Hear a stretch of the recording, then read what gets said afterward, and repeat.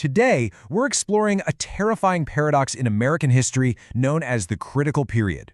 We so often think of the surrender at Yorktown or the signing of the peace treaty as this grand, happy ending to the American Revolution, but the reality?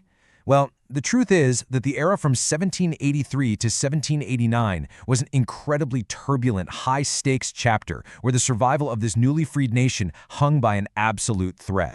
So, we have to ask, how did America almost destroy itself right after winning independence?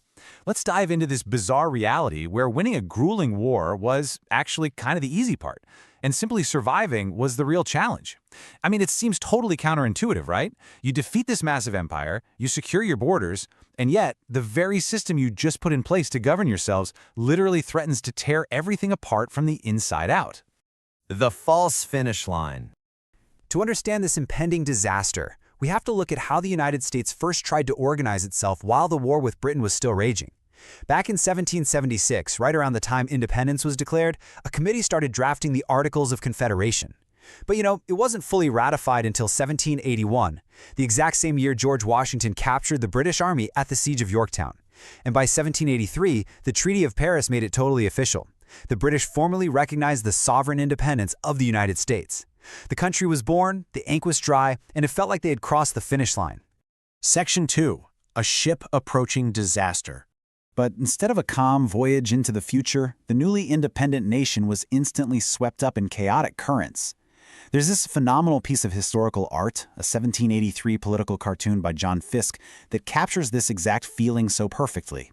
It shows a ship named the Articles of Confederation caught in a fast-moving current labeled Independence, and it is heading straight for a massive waterfall called Anarchy. The delegates are frantically rowing this boat. They achieved independence, sure, but now it's acting as this swift, uncontrollable current pulling them toward doom. All around them, giant rocks jut out of the water, representing the immediate, deadly threats to the young republic. It's a brilliant metaphor because it perfectly captures the terror of the era. This mix of pride in their autonomy combined with the horrifying realization that their ship just wasn't built to handle the rapids. And the ship itself really was the problem. The Articles of Confederation established a central government that was fundamentally incapable of meeting the nation's needs. Under this document, the government consisted of just one branch, the Confederation Congress. That's it. No independent executive branch to enforce the laws, no national judiciary to settle disputes. And honestly, they deliberately designed it this way. They were absolutely terrified of creating another powerful, tyrannical central authority like the British monarchy they had just escaped. But those structural flaws acted as deadly rocks in the water. The government had absolutely no power to tax, no power to regulate commerce, and no power to enforce military compliance. Just imagine trying to run a country where you can't collect taxes to pay off massive war debts. Congress could politely ask the states for money, but if a state just said no or maybe only paid a fraction of what was requested, Congress could do absolutely nothing about it. Zero.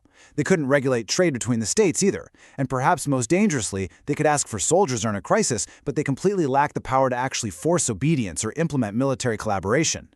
Section 3. Turmoil and British Defiance. Because of these massive holes in the hull, the ship was taking on serious water, both at home and abroad. The rest of the world, especially Great Britain, was watching this little experiment in self-government very closely. And they quickly noticed just how powerless the American Congress really was. We see this perfectly in a massive diplomatic standoff. According to the Treaty of Paris, the British were supposed to evacuate their forts in key Western territories, but the treaty also stated that the U.S. would compensate British loyalists for property they lost during the Revolution. Well, because a powerless central government couldn't mandate the states to actually pay this compensation, the British flatly refused to leave their military posts. They just used it as an excuse to stay put. It was a complete diplomatic embarrassment. Congress could negotiate treaties, sure, but they couldn't enforce them. Meanwhile, back home, the government was broke. An economic recession, fueled by unstandardized, wildly fluctuating state currencies, was just tearing at the nation's fabric. Without a standardized national currency, different states were just printing their own money, and the values were all over the place. This caused massive instability in trade. Suddenly, you have farmers in the West locked in bitter economic conflicts with affluent industrial cities in the East. It was an absolute financial mess, and it resulted in serious civil unrest, like Shays Rebellion. This terrified the nation's leaders, mostly because the federal government couldn't even muster a quick military response to keep control. Section 4. The Rise of Ordinary Citizens. Amidst all this economic chaos, we see a fascinating and permanent social shift in the very crews steering our national ship.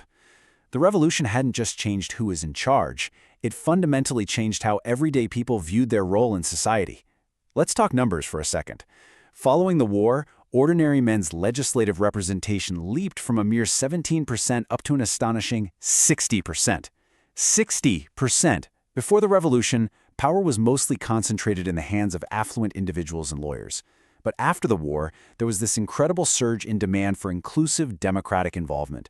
Working-class citizens in cities like New York and Boston actually formed political groups to prevent the wealthy elite from dominating the government. These everyday citizens were actively expanding the very definition of freedom. It wasn't just about self-governance anymore. It meant active, inclusive political and economic involvement. Freedom no longer just meant being independent from Britain. To this new generation, freedom meant reducing the wealth gap and giving all individuals a fair opportunity to participate in the political system. It was a dramatic, really inspiring transition toward a much more welcoming and participatory society. Section 5. The Constitutional Convention. However, this unrestrained legislative authority in populist state governments led to extreme inefficiency, and it forced a dramatic maneuver to save the nation. The thrill of populism had led a lot of states to create single legislative bodies with very weak governors and judges.